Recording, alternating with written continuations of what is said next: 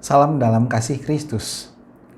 Umat yang terkasih, pada hari Minggu tanggal 10 April atau dalam beberapa hari lagi kita akan memasuki Pekan Suci Paskah.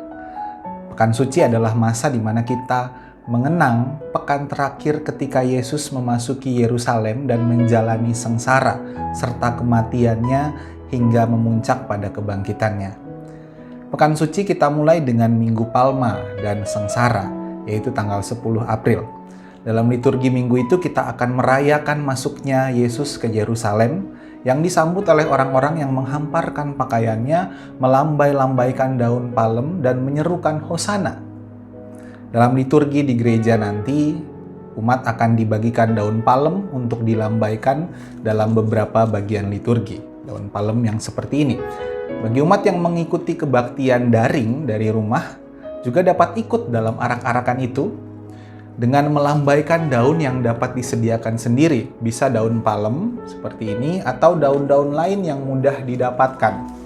Tapi ingat, perhatikanlah agar tetap tidak merusak tanaman atau tumbuh-tumbuhan. Nah, liturgi palem kemudian akan berubah menjadi liturgi sengsara dalam kebaktian itu, di mana kita menghayati saat-saat terakhir Yesus melalui sengsaranya. Karena itu, minggu itu selain disebut Minggu Palma atau Palmarum, juga disebut Minggu Sengsara. Lalu pada hari Senin sampai hari Kamis sore dalam Pekan Suci, kita juga diajak untuk menghayati sengsara Kristus melalui doa dan puasa yang terus berlanjut sejak dari Rabu Abu. Setelah itu pada Kamis sore tanggal 14 April, kita memasuki Kamis Putih.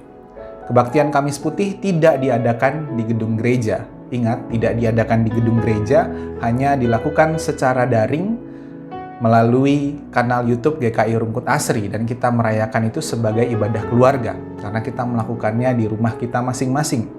Nah, untuk mengikuti ibadah keluarga Kamis Putih, umat diajak untuk mempersiapkan baskom yang berisi air. Nah, ini contohnya baskom, tapi yang ini tidak berisi air, nanti silakan diisi dengan air, lalu handuk atau kain lap untuk pembasuhan kaki, karena dalam kebaktian Kamis Putih kita akan melakukan ritus pembasuhan kaki. Nah, nanti Bapak Ibu, Saudara-saudari, umat dapat saling membasuh kaki sesama anggota keluarga di rumah, mulai dari orang tua kepada anak-anak, dan seterusnya, anak-anak kepada orang tua, suami kepada istri, dan seterusnya. Nah, tindakan pembasuhan kaki ini menyimbolkan kehidupan yang saling mengasihi dan saling melayani. Dan karena ini dilakukan oleh sesama anggota keluarga, maka itu juga menjadi simbol kasih dan pelayanan di antara keluarga, di dalam keluarga. Selain itu, Bapak Ibu, Saudara-saudari juga perlu menyediakan makanan ringan seperti roti misalnya, atau kue-kue untuk makan bersama sebagai bagian dari ritus atau liturgi perjamuan kasih, yaitu mengenang perjamuan terakhir Yesus bersama para muridnya. Sesudah itu ibadah akan diakhiri dengan pemadaman lilin Kristus. Karena itu Bapak Ibu, Saudara-saudari juga perlu menyediakan sebatang lilin yang dinyalakan sepanjang kebaktian Kamis Putih nanti. Dan setelah itu akan dipadamkan pada akhir kebaktian bersamaan dengan pemadaman lilin di gereja. Jadi umat diimbau juga untuk menyediakan sebatang lilin di rumah masing-masing. Lalu kebaktian Kamis Putih tidak ditutup dengan berkat karena akan dilanjutkan pada hari Jumat Agung. Jadi ini satu rangkaian ibadah mulai dari Kamis Putih hingga memuncak di Paskah nanti. Lalu pada Jumat Agung tanggal 15 April kita akan mengingat rayakan penyaliban dan kematian Tuhan kita Yesus Kristus. Kebaktian dapat diikuti baik secara tatap muka di gedung gereja maupun secara daring di rumah masing-masing. Pada kebaktian Jumat Agung ini ada dua unsur yang menjadi fokus, yaitu pengenangan salib Kristus dan doa syafaat bagi dunia. Simbol salib merupakan simbol kematian, tetapi juga kehidupan yang kita terima di dalam kematian dan sengsara Yesus Kristus. Ini menjadi simbol utama dalam kebaktian Jumat Agung. Lalu doa syafaat adalah doa yang mengantarai umat dengan Allah, simbol Yesus Kristus sendiri, yaitu sang pengantara Allah dengan umat, yang melalui kematiannya ia memperdamaikan Allah dengan seluruh ciptaan. Dia menjadi pengantara Allah dengan ciptaannya. Lalu kebaktian Jumat Agung juga tidak kita akhiri dengan berkat, karena akan dilanjutkan dalam kebaktian Minggu Paskah. Nah, sebelum merayakan kebangkitan Kristus pada Minggu Paskah, kita juga mengenang kematian dan kesunyian kubur Yesus serta kegelisahan para murid saat kematiannya. Sabtu Sunyi biasanya dirayakan dengan doa-doa hening tanpa kebaktian khusus. Pada Sabtu Sunyi tahun ini, tanggal 16 April, kita akan mengadakan doa ratapan secara daring melalui Zoom Meeting. Ingat, melalui Zoom Meeting, hanya secara daring. Nah, doa ratapan adalah doa bersama umat yang bergumul, berduka, dan meratap. Melalui doa ratapan kita menghayati duka dan ratapan para murid atas kematian Yesus, juga memberi kesempatan kepada kita untuk merespons duka dan pergumulan dalam rengkuhan cinta Allah. Selama pandemi 2 tahun ini tentu kita mengalami banyak pergumulan, banyak kesakitan, duka cita, atau kehilangan.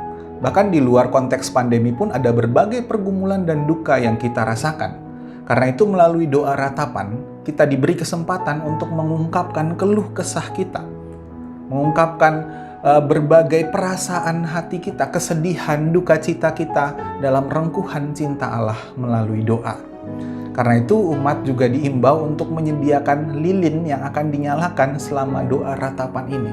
Lilin ini menjadi simbol pengharapan bagi kita yang sedang berduka, kita yang berkeluh kesah, kita yang meratap.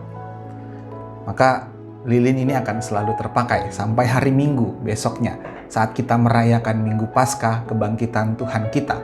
Nah, kebaktian Paskah dilaksanakan secara tatap muka di gedung gereja, juga bisa diikuti secara daring melalui kanal YouTube GKI Rungkut Asri. Tanggal 17 April kita lakukan, kita rayakan saat matahari terbit atau sesudah matahari terbit, yaitu pukul 6 pagi. Nah, dalam kebaktian ini ada 4 unsur yang menjadi fokus liturgi. Yang pertama adalah ritus cahaya melalui penyalaan lilin Kristus. Melalui penyalaan lilin ini kita merayakan Yesus Kristus terang dunia yang telah bangkit dan menang. Karena itu umat yang ikut beribadah dari rumah, yang tidak hadir di gedung gereja, juga diharapkan menyalakan lilin. Nah, lilin ini bisa dinyalakan lagi bersamaan dengan penyalaan lilin di gereja. Nah, yang kedua, fokus yang kedua adalah pemberitaan firman. Nah, melalui pemberitaan firman ini kita mengingat rayakan karya keselamatan Allah sejak penciptaan hingga kematian dan kebangkitan Kristus sampai Ia datang kembali. Paskah adalah puncak perayaan iman. Dan karena itu dalam kebaktian Paskah ini kita juga merayakan semua sakramen. Ya, karena dalam gereja Protestan ada 2 sakramen, maka kedua sakramen itu kita rayakan. Yang pertama adalah baptis kudus, yang merupakan fokus ketiga dari liturgi Paskah ini. Rekan-rekan kita akan mengaku percaya dan dibaptis dalam ritus yang berkaitan dengan air ini sebagai sumber kehidupan. Kita memaknai air itu sebagai sumber kehidupan. Selain itu, kita juga merayakan sakramen perjamuan kudus sebagai fokus keempat dalam liturgi kita, di mana kita juga merayakan karya keselamatan Allah dalam kematian dan kebangkitan Kristus hingga Ia datang kembali. Serta kita juga dipersatukan sebagai kesatuan tubuh Kristus bersama dengan umat Tuhan di seluruh abad dan tempat. Untuk mengikuti perjamuan kudus, umat dapat mengambil roti dan anggur di kantor gereja setiap jam kerja, atau jika tidak sempat mengambil di kantor gereja, juga dapat menyediakan sendiri roti dan air anggur atau minuman lainnya. Silakan Bapak Ibu yang bisa ambil di gereja, bagi yang tidak bisa menyediakan sendiri itu juga dimungkinkan. Nah, Bapak Ibu Saudara-saudari, rangkaian Paskah ini merupakan sebuah rangkaian yang panjang dan sangat indah jika kita dapat memaknai dan menghayatinya dengan kesungguhan. Nah, karena itu marilah kita mempersiapkan diri kita untuk memasuki pekan suci ini, untuk mengingat rayakan karya keselamatan Allah di dalam Kristus sejak Ia masuk ke Yerusalem, Dia mati di salib, hingga bangkit pada hari Paskah. Semoga Tuhan selalu menyertai kita dan menolong kita. Selamat mempersiapkan diri. Tuhan menyertai.